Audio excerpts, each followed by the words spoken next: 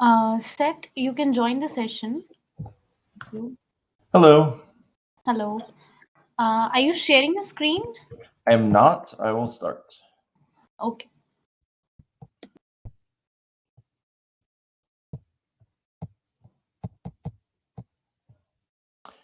Soumya.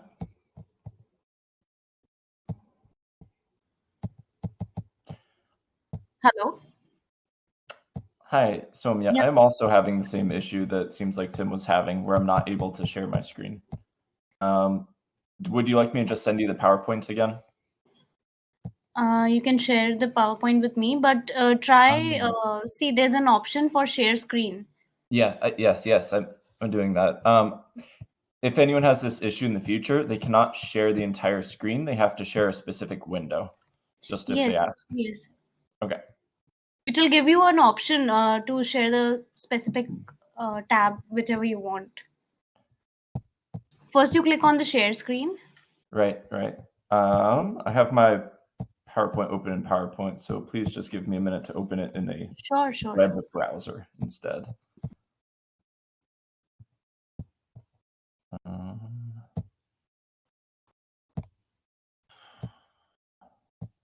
Let's see. I'm going to save it as a PDF and then open it as a web browser PDF. So a little bit tricky. Downloads, PDF. Yes. And let's see.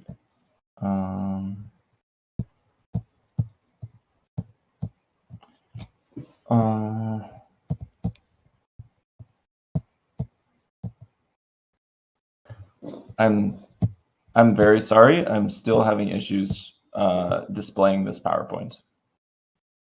Do one thing. You can share me on the email.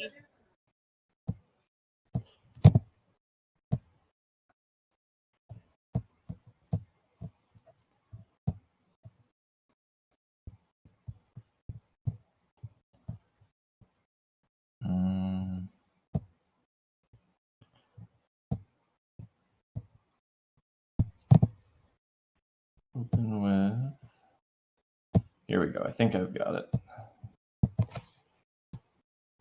Okay, let's try this. Share screen. Okay. Can you see my screen now? Yes. Now it's visible. Excellent. Thank you.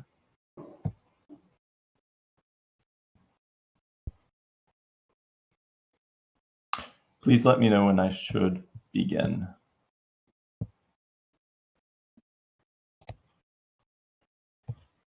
Yes, you can start now.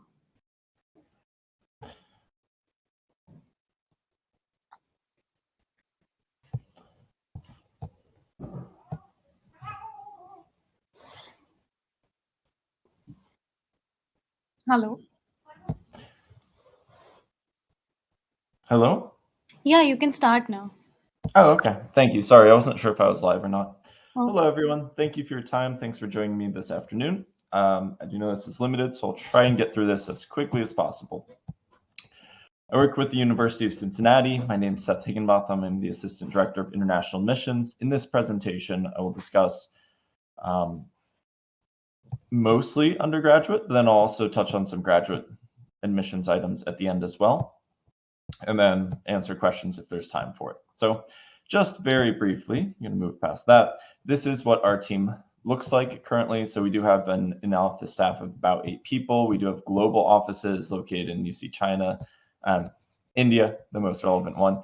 You may have met or heard of Sanjay or Gitanjali. We work with Study Metro quite closely. So those would be your local contacts.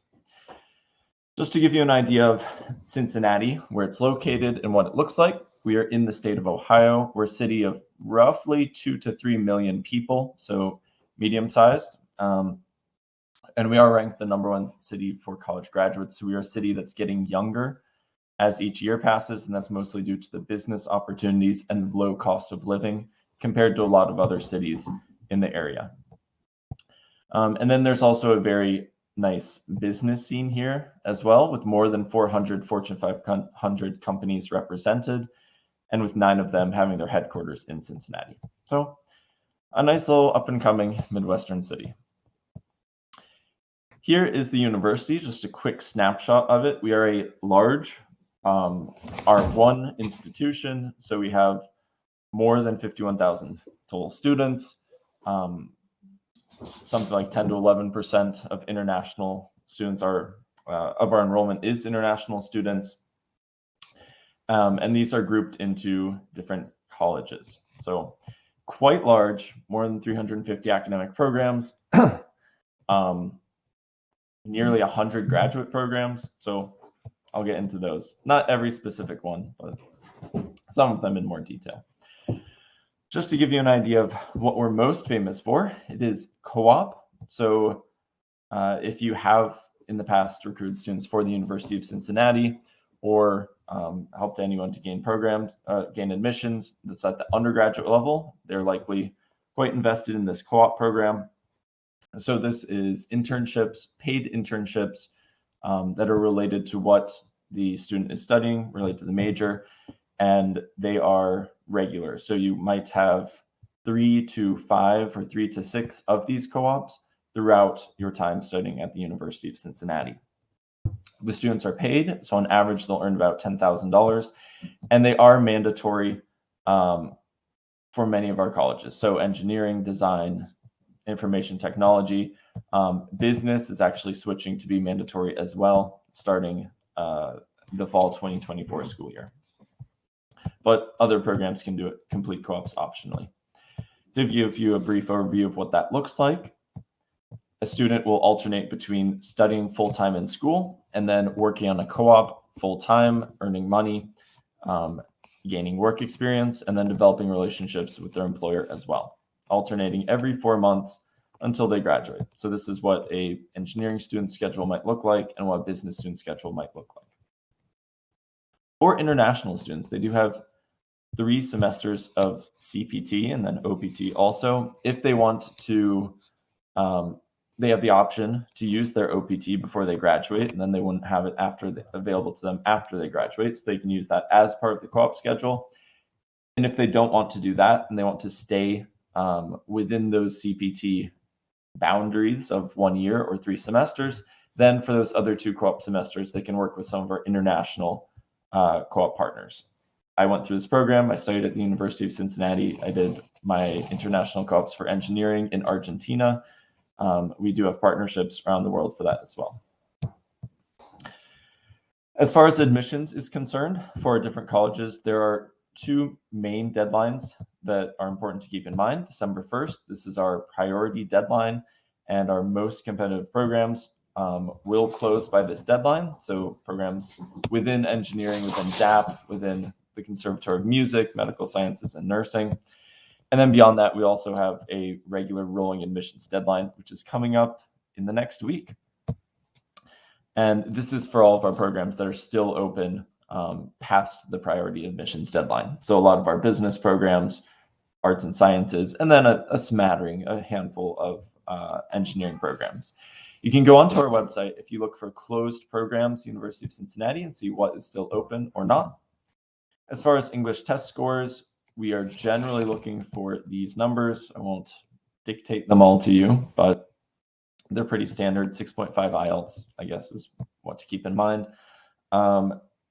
In addition to that, if students have taken IB or A-level coursework, then we can also look at that as in order to give them a test of English waiver. Cost for undergraduate, we're looking at about $30,000 tuition plus whatever the living expenses might be in order to get the I-20.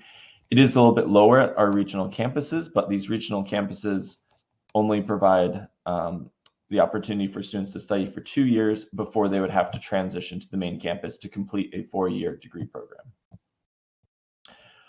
All students are automatically reviewed for international scholarships, and these range from $1,000 to $15,000 per year. Average is about $10,000. Many of our Indian students this year particularly have received a much higher scholarship offer. Quite a few of them have received $15,000 per year. And then a few of them have also qualified for other additional scholarships outside of that I won't cover in this presentation. Brief reminder of the regular admissions schedule. So March 1st, that's the rolling deadline. If you are working with any students that might be interested in attending a large urban Research One university with a very large international student body, UC might be the right choice for them, especially if they're interested in gaining work experience throughout their education. Graduate admissions is quite separate. I do not work with graduate admissions too directly, but I can touch on a few brief things. That date is off. My apologies for not updating that in the presentation. But graduate admissions is essentially completely decentralized to all the different colleges. So, and then within the colleges to the programs themselves. So any questions that you might have as far as when does the MPH program close? And then what are the scholarships related to it? What do they require a GRE, et cetera, et cetera? Those are all program specific. So my best advice would be to go to the website, look for the specific program that the student would be interested in, and then help to advise them off of that. We do have a very extensive list of programs that are STEM designated, more than 100 of them. I think maybe slightly less than 100, but it is quite long. And those include programs in business, engineering, the College of Medicine, et cetera, et cetera. If you go to our website as well and you look for University of Cincinnati agent resources, you will find lots of available items to assist you in advising students. So we do have an international agent handbook, a graduate guide, and then program finders and different things that will allow you to gain more information about the University of Cincinnati and better advise the students. Finally, we do send out monthly newsletters related to any updates and information that you need to know about the University of Cincinnati. That also includes a student spotlight each month showing some of our international talent here. That just about wraps it up. If you do have any questions or if you'd like to stay in touch, please, I'll answer one or two here if there's time, but if not, please feel free to look me up, send me an email, and I'm happy to answer this question.